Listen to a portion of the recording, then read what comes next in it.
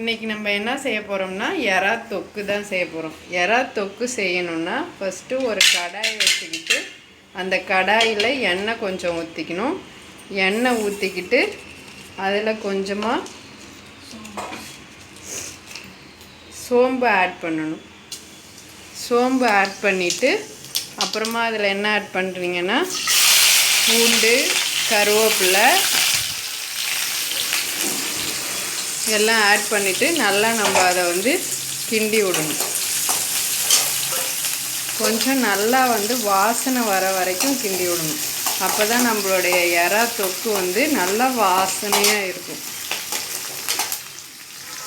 அப்புறம் அதில் நம்ம வெங்காயத்தை ஆட் பண்ணணும்.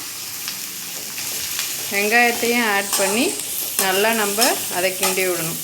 வெங்காயம் ஆட் பண்ணும் போதே கொஞ்சம் உப்பும் சேர்த்துக்கிட்டிங்கன்னா நம்மளுடைய வெங்காயம் நல்லா வதங்கி வரும்.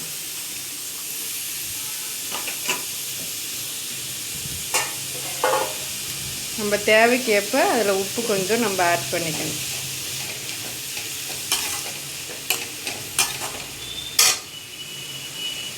நான் இந்த வீடியோவோட முடிவில் 2 ஹோம் டிப்ஸு சொல்லுவேன். அதை நீங்கள் வீடியோவை ஸ்கிப் பண்ணாமல் பார்த்தீங்கன்னா தான் அந்த டிப்ஸ் உங்களுக்கு தெரியும். வெங்காயம் நல்லா வதங்கட்டும், நம்ம கொஞ்ச நாள் வெயிட் பண்ணுவோம். இப்போது நம்ம வெங்காயம் நல்லா வதங்கி வந்துடுச்சு. இப்போ இதில் நம்ம தக்காளியை ஆட் பண்ணணும். தக்காளியை ஆட் பண்ணிவிட்டு நல்லா அதுவும் கொஞ்சம் வேகிற வரைக்கும் அதை நம்ம நல்லா கிண்டி விடணும்.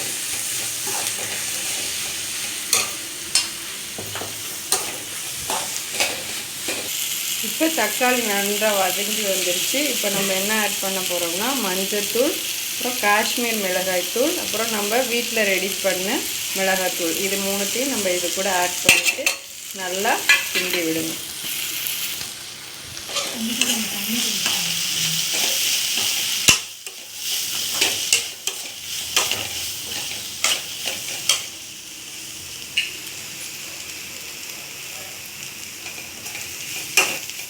நல்லா கிண்டி விட்டுட்டு இப்போ நான் இது கூட 250 கிராம் இறால் எடுத்திருக்கேன். இது என்ன பண்ணணுன்னா இது நல்லா வதங்கி வந்த பிறகு அது கூட நம்ம லாஸ்ட்டாக ஃபைனலாக இந்த 250 கிராம் இறாவை இது கூட நம்ம ஆட் பண்ணணும். இப்போ நம்மளுக்கு இந்த வெங்காயமும் தக்காளியும் நல்லா வதங்கி வந்துடுச்சு. இப்போ நம்ம வதங்கி வந்ததும் இதில் என்ன பண்ண போகிறோம்னா நம்ம இந்த இறாவை ஆட் பண்ண போகிறோம்.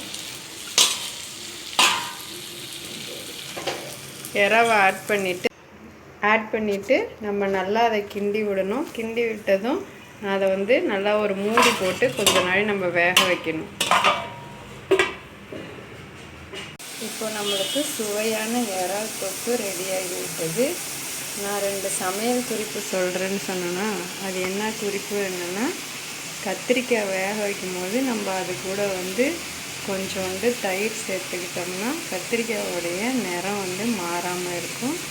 அப்புறம் இன்னொரு டிப்ஸ் என்னென்னா, உளுத்த வடை செய்யும் போது நம்ம அது கூட என்ன சேர்த்துக்கணும்னா உருளைக்கிழங்கு, வேக வச்ச உருளைக்கிழங்கு ஆட் பண்ணிக்கிட்டோம்னா வடை நம்மளுக்கு எண்ணெய் குடிக்காமல் நல்லா வரும், மொறு மொறு. தேங்க்யூ.